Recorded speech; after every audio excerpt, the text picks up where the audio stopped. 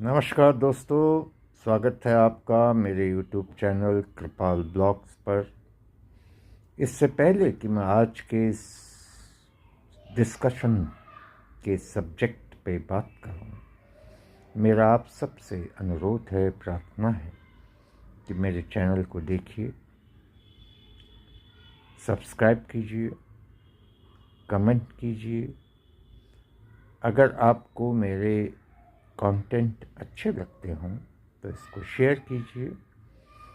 अच्छे लगते हों या नहीं लगते हों, उस पर अपने कमेंट जरूर कीजिए और बेल आइकन को दबा दीजिए ताकि मैं जो और भी वीडियो बनाऊं उसका नोटिफिकेशन आप तक आ जाए। आपका यह कार्य मुझे इनकरेज करेगा कि मैं नए नए कंटेंट्स पे, नए नए सब्जेक्ट्स पे आपके सामने अपने विचार रखूं। अब आते हैं आज के मौजू पे। दोस्तों, आज का जो मौजू है, आज का जो सब्जेक्ट है, वो बड़ा इम्पोर्टेंट है। बिकॉज आज पार्लियामेंट में देश के लीडर ऑफ अपोजिशन श्रीमान राहुल गांधी जी ने एक बहुत ही अच्छा भाषण दिया। आप सब जानते हैं कि पार्लियामेंट का बजट सेशन अभी स्टार्ट हो चुका है। जैसा कि रीति है कि बजट सेशन के शुरू होने से पहले देश की राष्ट्रपति महामहिम द्रौपदी मुर्मू जी एक भाषण देती हैं, जो भाषण आमतौर पर सरकार की नीतियों, उपलब्धियों से संबंधित होता है। ये एक ट्रेडिशन है। तो द्रौपदी मुर्मू जी ने अपना भाषण दिया, तो राष्ट्रपति के अभिभाषण पे डिबेट पार्लियामेंट में चलती है। उस डिबेट पे पार्टिसिपेट करते हुए लीडर ऑफ द अपोजिशन श्रीमान राहुल गांधी जी ने जो आज भाषण दिया, वो बहुत ही अच्छा भाषण था, बहुत अप्रिशिएबल भाषण था। अनलाइक हिज पास्ट भाषण, उसमें सब्सटेंस था, उसमें एक लय था, उसमें एक फ्यूचरिस्टिक सोच भी थी, जिसके लिए मैं श्रीमान राहुल गांधी जी का अभिवादन करता हूँ, उनका बहुत बहुत धन्यवाद करता हूँ। लेकिन जो बातें उन्होंने उठाई हैं, उन बातों को उन्होंने कहाँ से और कैसे उठाया, उस विषय पर हम आपसे बातें करना चाहते हैं। राष्ट्रपति मुर्मू जी ने जो भाषण दिया वो बहुत बोरिंग था। उसमें वही सारी बातें थीं जो हम पिछले कई टाइम से सुनते आ रहे हैं। In fact, he wanted to say there was nothing new in that speech of the president. The president's speech means the speech of the government of the day. फिर उन्होंने बोला कि as a leader of opposition मैं खाली भाषण को criticise नहीं करना चाहता हूँ। I want to put forth alternative view. अगर हम इंडिया ब्लॉक की सरकार होती तो हमारे जो बजट सेशन में जो भाषण होता वो किन चीज़ों पे होता, किन इश्यूज़ को हम टैकल करना चाहते इस देश की, ताकि हम इस देश को आगे ले जाएं। तो इन दैट सेंस मैं बोलूँगा कि उन्होंने एक ऑल्टरनेटिव विचार रखा और अपनी बात को रखा, जो बहुत ही अप्रिशिएबल, मेरे हिसाब से अप्रिशिएबल है। मगर जो बातें उन्होंने की उसमें 3 मुख्य चीज़ें थी। नंबर 1, उन्होंने कहा कि जो मैन्युफैक्चरिंग है इंडिया की इकोनॉमी में, वो बहुत ही ख़राब अवस्था में है। मोदी जी ने मेक इन इंडिया का आह्वान किया, जिसकी उन्होंने तारीफ की कि वो अच्छा था, मगर मोदी जी फेल्ड। क्यों? क्योंकि उन्होंने जो डेटा दिया वो डेटा सच है, फैक्ट है, उन्होंने सच दिया। उन्होंने बोला 2014 में इंडिया की मैन्युफैक्चरिंग का कंट्रीब्यूशन हमारे जीडीपी, ग्रॉस डोमेस्टिक प्रोडक्ट में जो था वो 15.3% था, मगर 2024 में मोदी जी का मेक इन इंडिया के चलते ये गिर के 12.6% हो गया। Rahul ji was absolutely right, वो बिल्कुल सही बोल रही थे, मगर जो बात समझने की है वो ये है कि 2014 में भारत का जीडीपी था कितना? 2014 में भारत का जीडीपी था $2 ट्रिलियन, और 2024 में भारत का जीडीपी है नियरली $3 ट्रिलियन। अगर 15.3% मैन्युफैक्चरिंग कंट्रीब्यूट कर रहा था 2014 में, इसका मतलब निकालें अगर जीडीपी 2 ट्रिलियन है तो हम 2000 बिलियन डॉलर का नहीं, 2000 बिलियन डॉलर नहीं, हम 306 बिलियन डॉलर का मैन्युफैक्चरिंग कर रहे थे उस वक्त 2014 में, और 2024 में हम 3900 यानी कि ऑलमोस्ट 4000 बिलियन का, डबल 4000 बिलियन डॉलर का मैन्युफैक्चरिंग कर रहे हैं, which is double of what absolute terms की बात करें तो 2014 में जो मैन्युफैक्चरिंग जीडीपी था वो 2000 बिलियन का, अगर वो 300 बिलियन का अगर था तो आज वो 500 बिलियन का है, यानी कि 200 बिलियन का इजाफा है। अगर इस इजाफे को अगर आप देखें तो ये तो 2014 से 60% का इंक्रीज हो गया है, क्योंकि हमारा जीडीपी बढ़ गया है। तो आप उसको कंपेयर अगर जीडीपी से करेंगे तो जीडीपी तो हमारा बहुत बड़ा है भाई, 2000 ट्रिलियन जीडीपी था 2014 में, आज 3000 ट्रिलियन है। तो मैन्युफैक्चरिंग उस प्रोपोर्शन में नहीं बढ़ा है, लेकिन एब्सोल्यूट टर्म तो वो बड़ा है। अब सवाल ये है, फिर उन्होंने जो दूसरी इम्पोर्टेंट बात करी राहुल जी ने, वो बहुत सही बात करी। उन्होंने बोला कि जो भी हम आज यहाँ मैन्युफैक्चर कर रहे हैं, इनफैक्ट हम मैन्युफैक्चर नहीं कर रहे हैं, हम असेंबल कर रहे हैं। उन्होंने फ़ोन उठाया, उसको दिखाया, इसमें जो जितनी भी सारी चीज़ें हैं वो हम बना तो यहाँ रहे हैं, हिंदुस्तान में असेंबल हो रहा है, मगर इसके सारे कंपोनेंट चाइना से आ रहे हैं। तो उन्होंने ये कहना चाह रहे थे कि चाइना जो है उसने मैन्युफैक्चरिंग किया है, मगर हम उन्हीं चाइनीज़ से कंपोनेंट्स लेकर के असेंबल यहाँ कर रहे हैं, जिसको हम मैन्युफैक्चरिंग कर रहे हैं, और हमने चाइना को सारा पावर चाइना के झोली में डाल रखा है। उनकी बात बिल्कुल सही है, मुझे इस बात से कोई इत्तेफाक नहीं है। लेकिन सवाल ये है कि अगर आप 1980 की चाइना और इंडिया की इकोनॉमिक फिगर्स को कंपेयर करें तो चाइना और इंडिया दोनों तकरीबन बराबर लेवल पे थे। चाइना के महान एक नेता थे जिनका नाम था डेंग शाओपिंग। उन्होंने 1980 में ज़बरदस्त रेडिकल इकोनॉमिक रिफॉर्म्स चाइना में अनाउंस की। एज ए रिजल्ट चाइना एक मैन्युफैक्चरिंग इंडस्ट्रियलाइज कंट्री बना। भाई आप कोई राहुल जी से पूछे कि हमको हिंदुस्तान में आपको किसने रोका था उस वक़्त ऐसे ही रिफॉर्म्स करने के लिए? जब चाइना ने कर दिए 80 में, उसको देख के आप 80 में नहीं करे, 81, 82 में कर देते, 85 में कर देते, नहीं किया।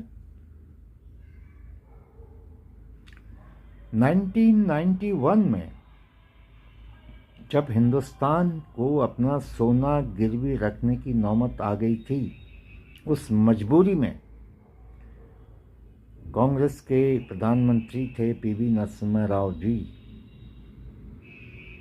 उन्होंने रेडिकल इकोनॉमिक रिफॉर्म्स तब किए जब उन्होंने डॉक्टर मनमोहन सिंह जी को फाइनेंस मिनिस्टर अपॉइंट किया और उनको पूरा पावर दिया कि आपको रिफॉर्म करने हैं।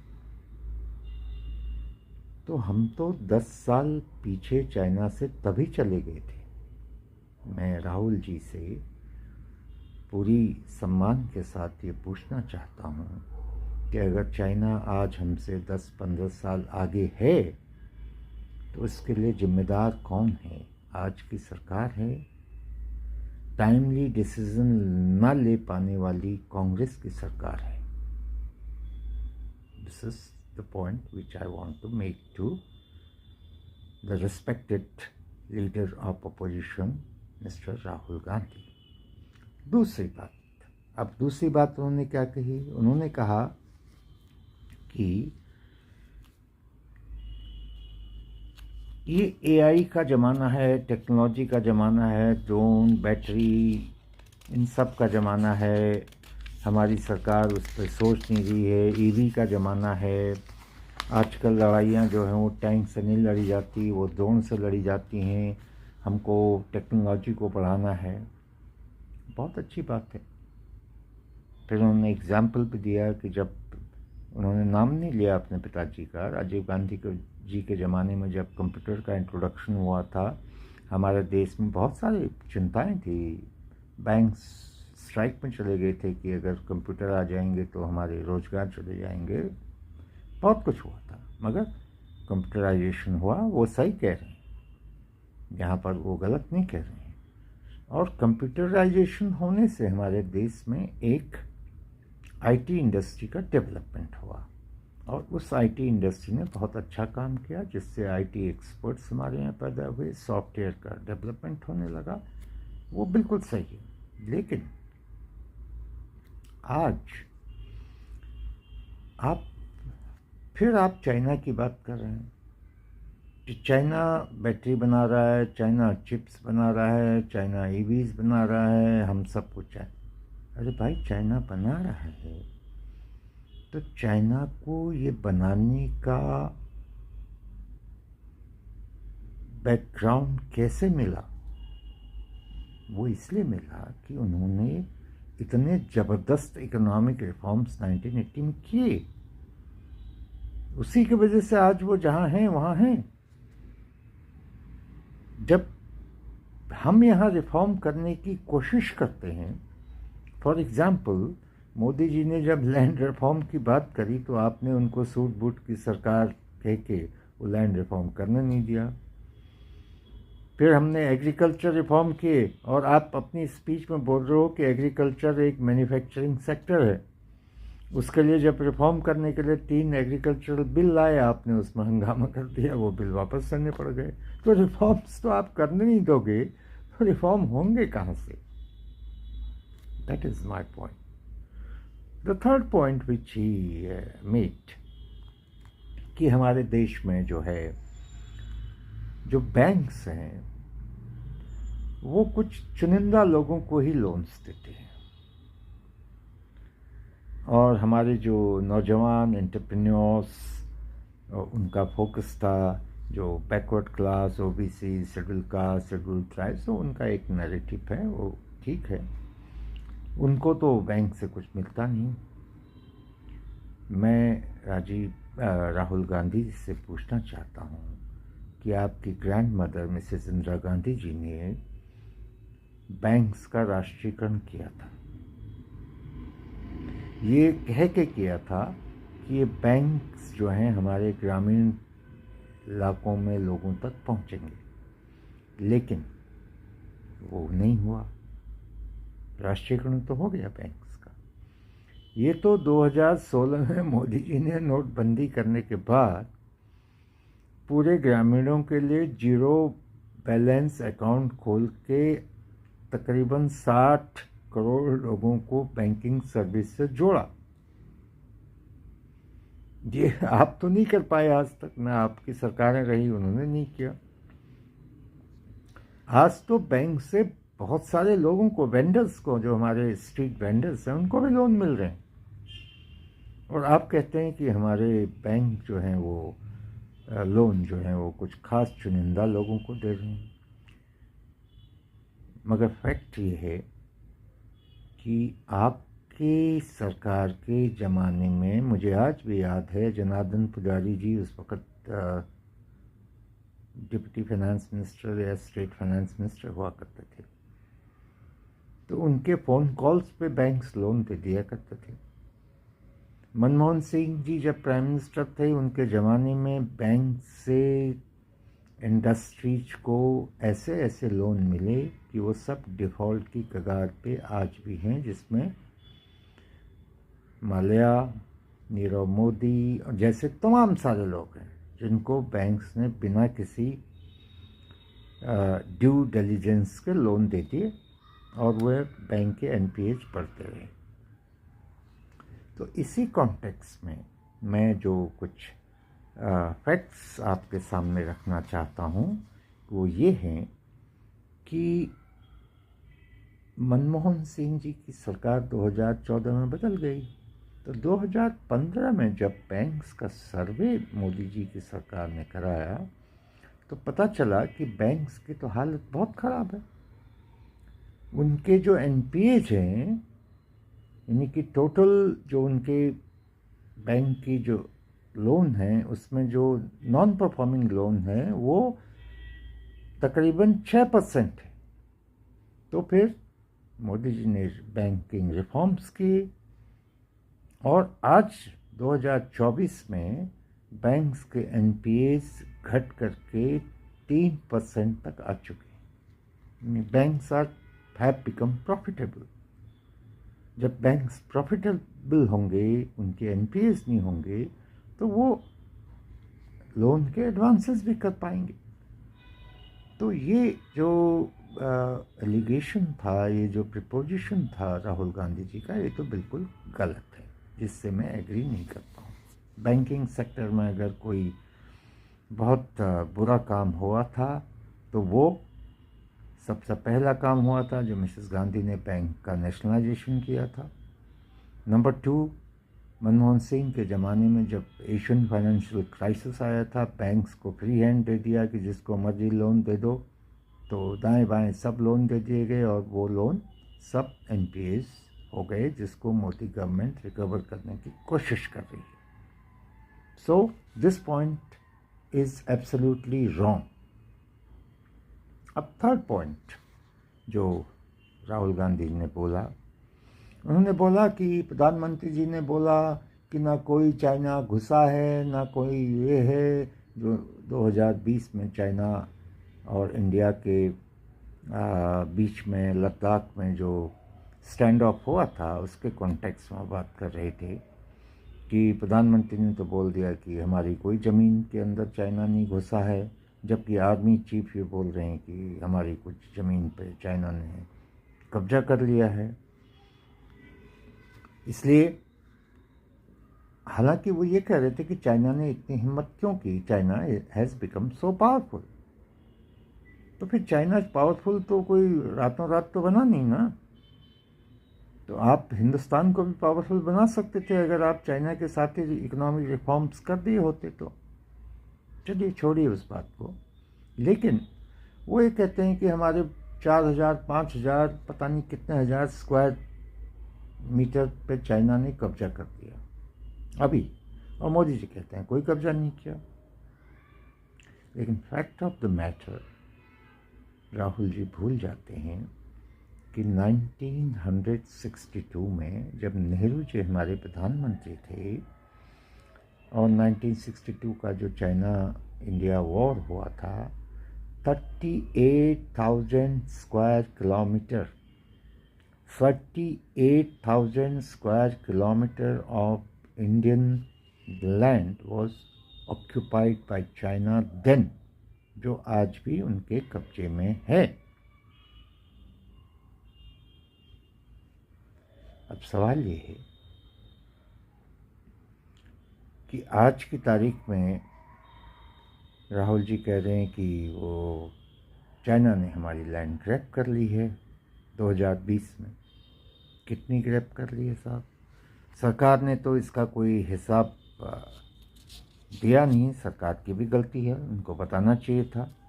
लेकिन जो कुछ न्यूज़पेपर रिपोर्ट्स बताती हैं, वे बोलते हैं कि 60 स्क्वायर किलोमीटर की लैंड पर चाइना ने हमारी पेट्रोल को जाने से रोक दिया है। ग्रैब नहीं किया है। ग्रैब करने का मतलब क्या होता है? हमारी चाइना के साथ जो लाइन ऑफ एक्चुअल कंट्रोल है वो तो क्लियर ही नहीं है। चाइना बोलता है लाइन ऑफ एक्चुअल कंट्रोल उधर है, हम बोलते हैं नहीं, वो तो उस तरफ है। जब कोई clear line of actual control है ही नहीं तो ग्रैब करने का मतलब क्या होता है?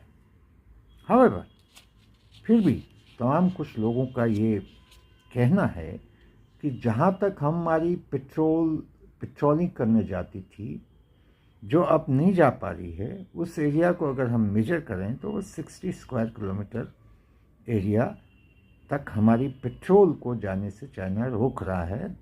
Therefore that is considered to be a land grabbing by China. उसको वो रेफर कर रहे हैं राहुल जी।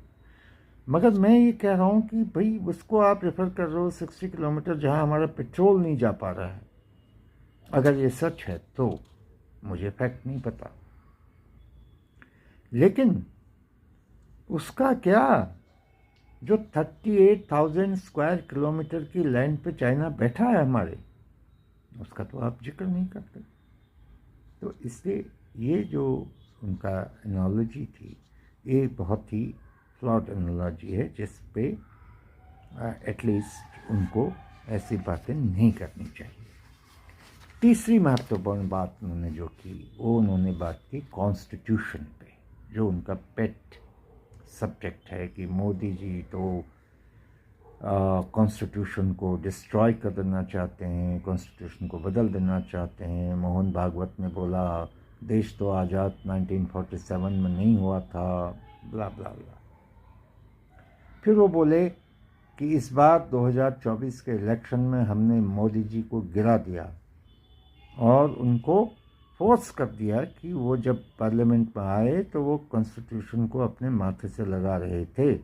ये हमारी मेहनत का नतीजा है। राहुल जी भूल जाते हैं 2014 में जब मोदी जी पहली बार जीत के प्रधानमंत्री के तौर पे पार्लियामेंट में आए थे, उसी दिन उन्होंने कॉन्स्टिट्यूशन को अपने माथे से लगाया था। जब पार्लियामेंट में राहुल जी बोलते हैं, पार्लियामेंट में बोलना और इलेक्शन स्पीच में बोलना तो अलग अलग चीज़ें होती हैं। पार्लियामेंट में आपको फैक्ट एंड फिगर्स के साथ बोलना होता है। मगर वो बोल गए, वो तो राहुल जी हैं, वो तो कुछ भी बोल सकते हैं। उसी कॉन्स्टिट्यूशन का हवाला देते हुए राहुल जी ने बोला कि हमने जो सेंसस कराई है, जाति जनगणना, वो बहुत ज़रूरी है इस देश के लिए। फिर उन्होंने हवाला दिया वही जो पिछली बजट में भी उन्होंने दिया था कि वो हलवा सेरेमनी में फ़ोटो आती है, उसमें कितने शेड्यूल कास्ट हैं, कितने ओबीसीज हैं जो वहाँ गवर्नमेंट के सेक्रेटरीज हैं। तो राहुल जी ये बातें क्यों करते हैं भाई? जब ओबीसीज को रिजर्वेशन की बात आई थी तो आपने तो रिजर्वेशन दिया नहीं उनको। रिजर्वेशन ओबीसीज के लिए किया विश्वनाथ प्रताप सिंह जी ने, वो भी 1991 में। अगर उस रिजर्वेशन के थ्रू इंडियन एडमिनिस्ट्रेटिव सर्विस में उस वक़्त जो लोग आए होंगे 91, 92, 93 में, वो आज सेक्रेटरी की पोजीशन में पहुंच ही नहीं पाएंगे।